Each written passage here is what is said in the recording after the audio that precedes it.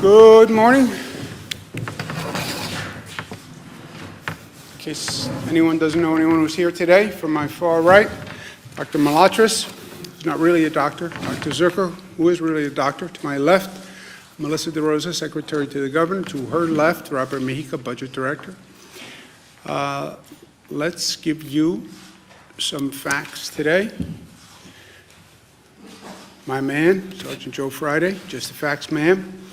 My daughters say nobody understands who Joe Friday is. That's their mistake. Dragnet was an underappreciated cinematic treasure, in my opinion. Joe Friday, just the facts, just the facts. Here are just the facts. Hospitalization rate is down from 18,000 to 17,000 mark. That is good news. Total hospitalizations down. We talk about the flattening of the curve, the apex. How long is it flat? When does it start to curve? We don't know, but this is a good sign today. If you look at the net change in hospitalizations, it's down more significantly than it has been, so that's positive news. 3-day average, which again is more accurate than the day-to-day counts. I'm a little skeptical about the day-to-day counts. This is all a new reporting system, but the 3-day average is more reliable. ICU admissions number is also down significantly for the first time, so that's good news. Intubations is down, and that's really good news because the intubations ultimately lead to the worst news. 80% roughly of people who get intubated never come off the ventilator. The number of new people who are diagnosed with COVID, about 2,000 still yesterday. So when you see the reduction in rates, remember what we're talking about. We're talking about a reduction in increases. You still have 2,000 people every day about who are walking into a hospital for the first time or who are being diagnosed with COVID for the first time. And 2,000 is still a lot of people. But the good news is it means we can control the virus, right? We can control the spread. And we did not know for sure that we could do that. We speculated that we could do it, but we didn't know. So now we know that we can control this disease. The bad news is 2,000 people walked into a hospital yesterday for the first time with the disease, and the worst news is 600 people died yesterday from the disease. That is still continuing at a really tragic rate. Of those deaths, 577 in hospitals, 29 in nursing homes. We've been watching the nursing homes because nursing homes in many ways are ground zero for this situation. Last night, the number in nursing homes was relatively low. Everyone asks the same two questions: when is it over? And how do we get there? How do we start to make our way from here to there? When is it over? As I've said, you know, when is it finally over? It's over when you have a vaccine, and that's 12 months to 18 months. We've said to the FDA, any way we can be helpful in the testing of that vaccine, how do we accelerate that? How do we expedite it? New York is ready, willing, and able to do that with the FDA. Maybe there's a medical treatment between now and the vaccine. That would be great. But those are unknowns, and it's out of our bailiwick. We are working with a lot of companies that are working on treatments. We're testing treatments in our hospitals, but that's a pure medical research and development function, which is beyond us. At the same time, how do we unpause New York? New York is now on pause. How do we unpause it? First, do no harm. Don't let that infection rate go up to the best of your ability. Don't lose the progress that you have made. Second, now go back that we have some stability and we can actually work with the healthcare system, which we had on overdrive for many, many weeks. And we had increased the capacity, as you remember. Every hospital had to increase capacity 50%. I mean, just think about that. 50% more beds, staffing those beds during this horrific period. Now we have a chance to be more intelligent, frankly, about handling our healthcare system. Testing and tracing, testing and tracing, testing and tracing, and we need the federal government to work with us on that.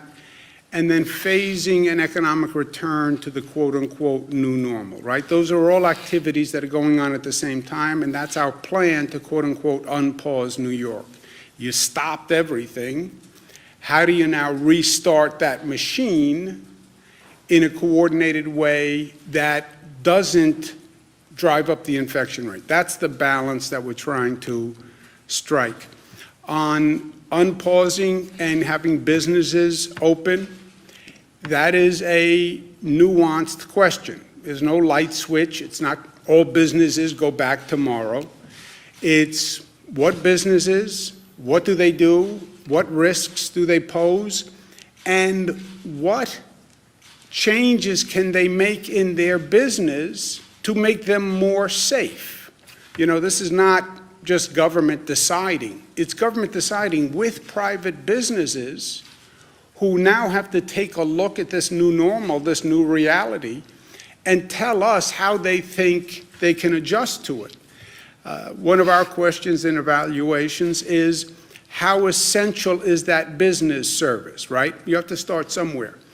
Right now we have the economy working with what are quote-unquote essential workers. That's why the grocery store is open. That's why public transit is running.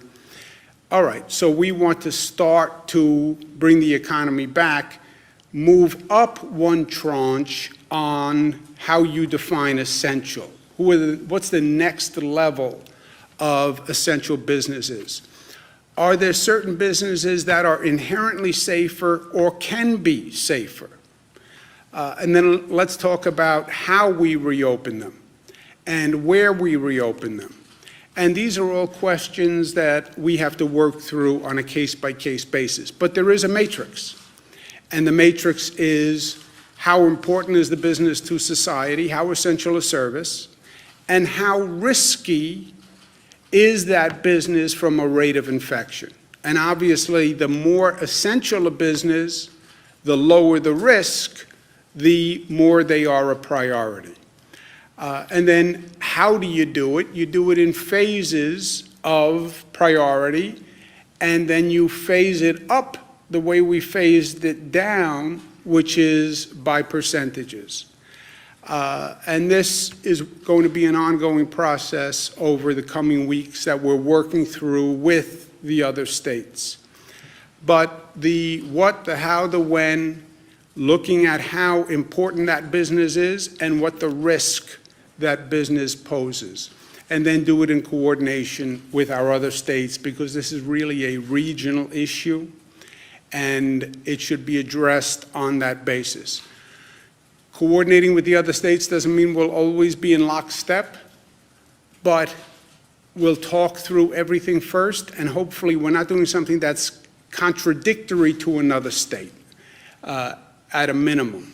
And so far, so good on that exercise. And that analysis is ongoing. But it's not going to be all about what government does, what government does.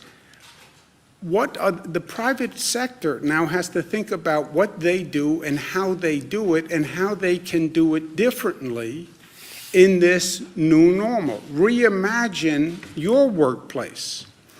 And we learned a lot through this situation. People worked from home. Well, how many people can continue to work from home and the business still work? How do you socially distance in the workplace? Can you socially distance in your workplace? What are your new normal procedures and practices? How do you think you're going to get workers back and forth? And what precautions would you take? In the workplace, how would people work, and where would they sit, or where would they stand? And how do you do it without conference meetings? And how do you do it without gatherings? How are you going to interact with the public in a way that keeps the public safe, right? We're talking about businesses that pose a lower risk. Tell us how you intend to organize and conduct your business. And can you do it in a way that poses a lower risk? And what would you do with your workforce to make sure if an infection happens that we can jump on it quickly? And then as we're going through all this planning, this is going to be a moment of transformation for society. And we paid a very high price for it. But how do we learn the lessons so that this new normal is a better New York? And there are lessons that we must learn from this because we do need to do things differently, or we can do things differently, and we can do things better. Part of the way across that bridge is testing. It is the single best tool to inform decisions and to calibrate all of this. This new testing world is a new frontier for all of us. New York State has been very aggressive about doing testing. We set a very ambitious goal when we began, and I'm happy to say they did it. We've done 500,000 tests in 30 days. That's more than California, Florida, and Michigan combined. And this is all about figuring it out first and taking a system that frankly didn't exist and creating this testing system and this testing regimen. 500,000 tests in 1 month. It sounds great, and it was great. It was a great accomplishment. And congratulations to everyone who put it together. But when you think of 500,000 tests in 1 month, and then you compare it to the fact that you have 19 million people in the state, you have 9 million workers, the 500,000 doesn't sound so big, right? So we have many questions to answer. Where do you test? How do you get the supplies? How do you coordinate the private labs? How do you coordinate the demand going to these private labs, right? Everybody wants testing. Private sector companies are calling for testing, and they're going right to the labs. Everyone is going right to these labs, and 50 states are competing, and the federal government is buying product from these labs. This has to be figured out, and it can only be figured out in partnership with the federal government. On top of that, once you go from testing, you have to trace every person who comes up positive. Trace means investigate. Investigate all those prior contacts. And then one contact, you test that person, leads you to another person. So the tracing investigators are really assembling an army that does not now exist. I spoke to the White House again this morning about it. I understand that this is a problematic area and the federal government's not eager to get involved in testing. I get that, but the plain reality here is we have to do it in partnership with the federal government. You're talking about supply chains that go back to China. A state does not have the capacity to do that. And there's no reason why you would have 50 states each trying to figure this out on their own, competing with the federal government, competing with the private sector. So I'm very much looking forward to the federal government's willingness to tackle this, understanding that it will be imperfect at best. But if we work together, we can do better than any of us could do alone. And that's what this is all about. You're not going to achieve optimum performance. You can't put together this national system with perfection. So people are understandably reluctant to get involved. But understanding the risk and understanding that it's never going to be done perfectly, if we work together, we can do better. And that's what we have to actually accomplish. We have to strengthen the healthcare system. Our surge in flex, which is the first time we've ever called upon all these hospitals to work together and coordinate. Every hospital was basically its own enterprise. and then we go back and say, well, you all have to work together and coordinate, and we're going to help you coordinate. It was first time that's ever happened. We understand about a stockpile like we've never understood before. We understand about sharing resources like we've never understood before. And we understand about sharing among states and how good people were to New York when we needed it, and states stepping up and sending us ventilators. And I said, New Yorkers, don't forget, and New Yorkers are the most generous and most gracious, and we'll be there when people need help. New Jersey is still looking at their curve rising. The wave hasn't crested in New Jersey. They're our neighbors. Anything we can do to help. I've told Governor Murphy all he has to do is ask. We're here, and we're going to send 100 ventilators to New Jersey. But the key to all of this, the calibration, is the infection rate. And this gets a little technical, but I need people to really understand this. Why don't you open tomorrow? Because we're afraid the infection rate will go up. And everything we've been doing is to slow the infection rate. Well, how do you track the infection rate? We don't. We don't track infection rates. We see hospitalization rates, which are different. A hospitalization rate is a person who got infected and became seriously ill, so they had to go to the hospital. But we don't know how many people have been infected or are getting infected. We only know at this point how many people walk into a hospital, okay? Or how many people get tested in a nursing home. If you have advanced testing, then you'll have a better idea what % of your population has actually been exposed. That's what the antibody testing is all about. But the key is, as you're making this calibration on the reopening of the economy, as you're bringing more people out of their homes, how fast is that virus spreading, and how quickly is that infection rate rising, right? Dr. Fauci said early on that this virus spreads. It does it very well. And we know that, and we've learned it the hard way. The rate of infection is everything, okay? All those early projection models assumed a higher rate of infection, a higher rate of spread. That's why they were calling for so many more hospital beds, many more mortalities, because they projected a higher rate of spread. That has not happened so far. Caveat, so far. We've controlled the beast. We've brought the rate of spread down. If their rate of spread actually happened, we would have been in a much, much worse situation, and we would have been in a really bad place.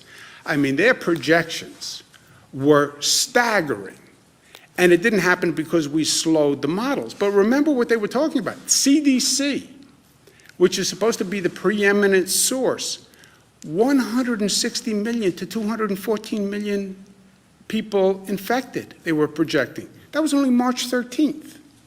That's what the CDC was projecting. You know how many 160 to 214 million are? We only have 328 million people in the country. They were projecting more than half of the population, and maybe 2/3 of the population infected. And that was only a month ago. They were saying 2.4 million people to 21 million people would be hospitalized.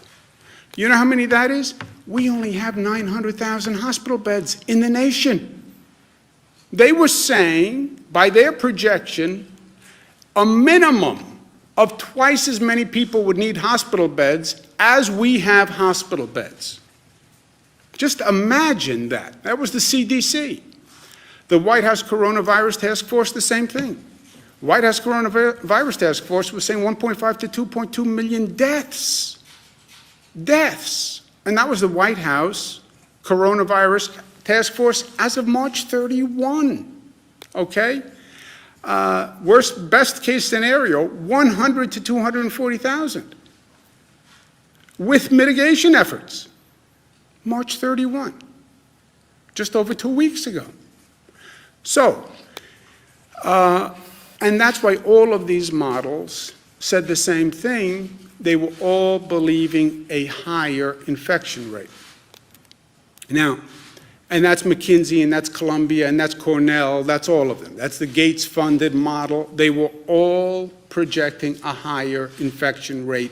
We slowed the infection rate by our actions, and that's why we're in a better position today.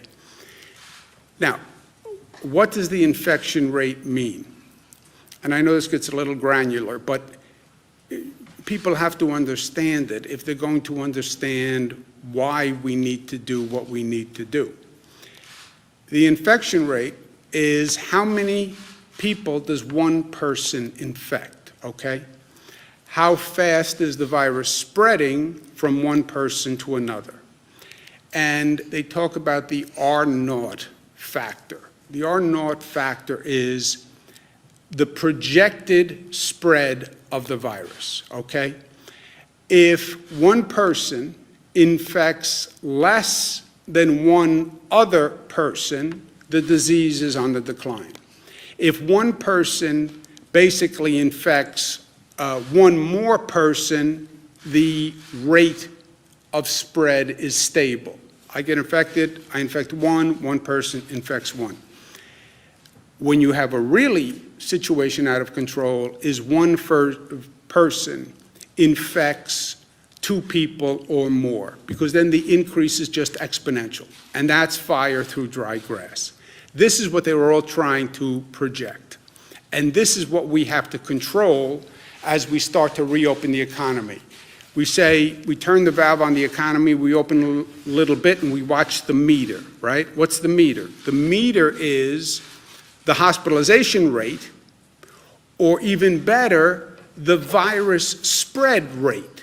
So you start to turn that valve, you start to bring people out of their homes, you start to reopen businesses, you see that number going up, turn the valve back right away.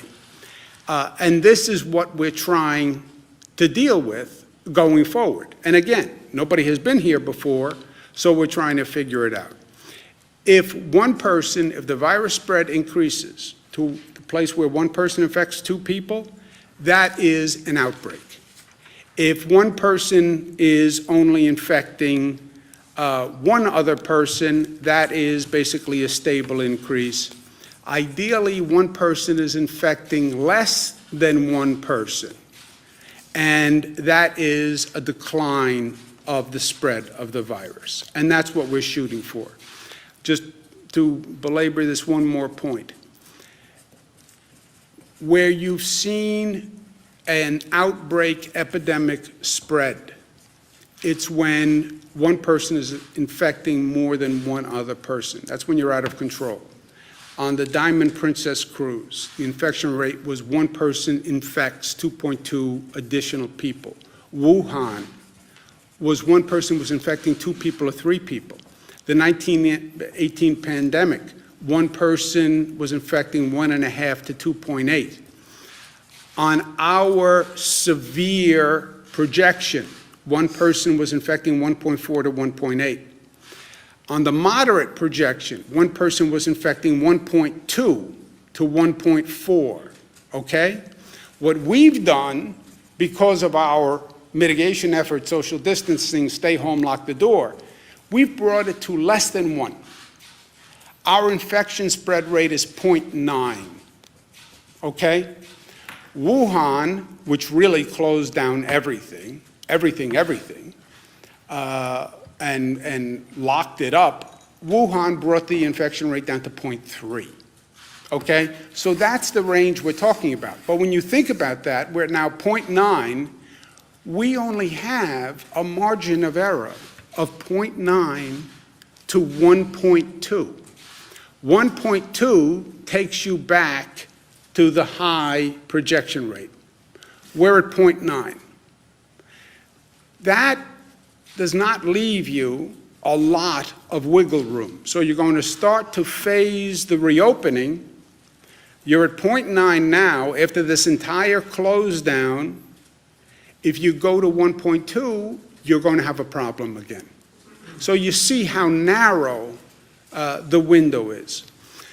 But New York pause has worked. The close down has worked. That's how we controlled the beast. That's how we got it down to 0.9. However, we're not there yet. We're just at 0.9. Again, Wuhan got down to 0.3. So we have to continue doing what we're doing. I'd like to see that infection rate get down even more.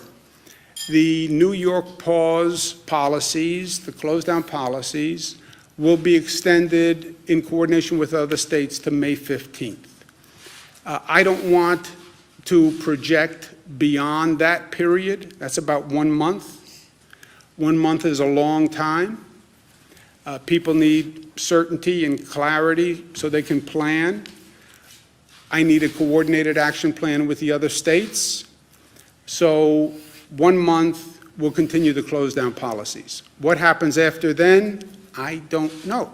We will see depending on what the data shows. What does that mean?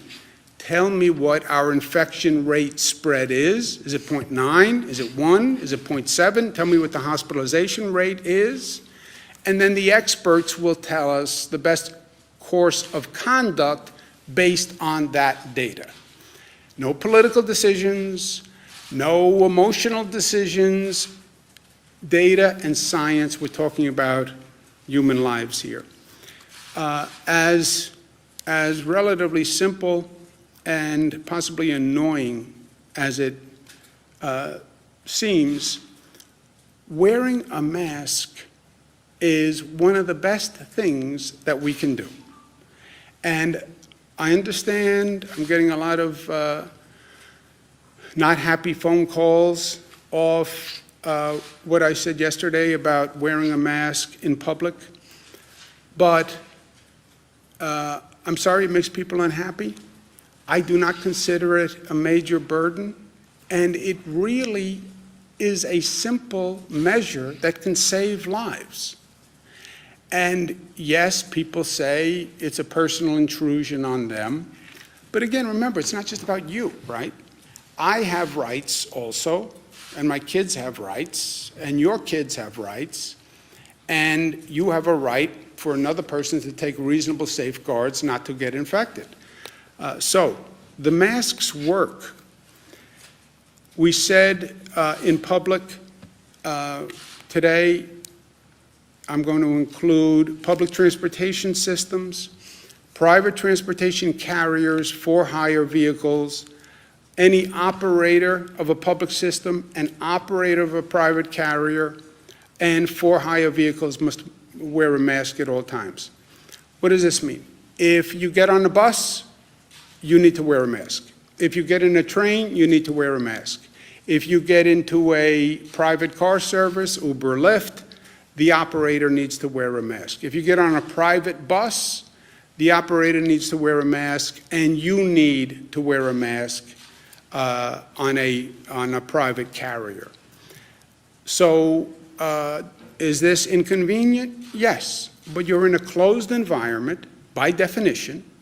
You're not socially distancing by definition. You're the front seat of a car to a back seat of a car. You're one seat in a bus to another seat in a bus. This is a precaution for everyone that I think balances individual liberties with a social conscience. This will go into effect Friday, 8 p.m. Ultimately, what determines the rate of infection? You do, and I do. That's what this all comes down to, as simple as it sounds. It's not about government, it's not about anything else. It's about what people decide to do, and what people have decided to do. They have brought this infection rate down. It's that simple. Nurses, doctors did a phenomenal job. First responders did a phenomenal job. Essential workers did a phenomenal job. But that rate came down because people changed their behavior. That's what happened. It is about the behavior of our people. It's that simple. It's our behavior. It's our level of discipline. It's how we educate our children. It's how considerate we are of others. What we're willing to do to safeguard others' health in our community. That's what makes all the difference on what we're doing. And it is the simple things. It's wearing a mask, it's washing your hands, it's the hand sanitizer, it's the social distance, it's making sure your children understand what to do, what not to do. It's all of these simple procedures that seem almost insignificant, but on a collective basis make all the difference in the world. And it is making smart choices. I want to get out of the house, I'm going crazy, I need to do this, I need to do this. I know, but be smart. Be smart. And engage what you're doing relative to everyone else and relative to the overall goal. But I will tell you, and I don't know that people truly appreciated this, I don't know that I did, of all the unique aspects that we have learned going through this, the most positive and the most surprising to me has been how people have responded. The policies that I have communicated are not worth the paper they are printed on. I could stand up here as governor and say, we must do this, we must do this, we must do that. These are some of the most life-changing policies government has ever issued. Think about it. This is not government saying, here's your tax rate, here's age of voting. This is government saying, stay in your house, don't touch another person, wear a mask. Government, I don't even have the ability to enforce these measures on any scale if people said, I'm not willing to do it. These policies, which are difficult, which are life-changing, they are being implemented by people because people are choosing to do the right thing. It is that simple. And what this is all about, today, the masks on transportation. I trust in New Yorkers. You know, I believe if the facts are presented to the people in this state, New Yorkers will do the right thing. What is the right thing? There's always a right thing. It is the appropriate path that is socially and morally correct.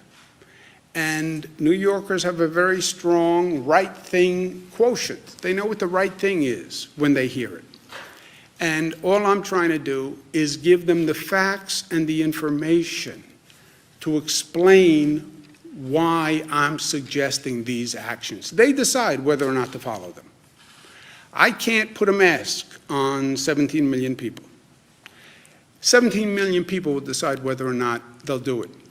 But they have done it because they have the facts, they have the information, they understand the risks, they understand the rewards, they understand the consequences, and what they have done has worked. And it's brought this state forward, and it'll bring this nation forward. And that's New Yorkers at their best. And that's because we are New York tough, and because New York tough is more complex than the word suggests. It's smart, it's united, it's disciplined, and it's loving. And New Yorkers have proven that time and time again, every day for 46 days.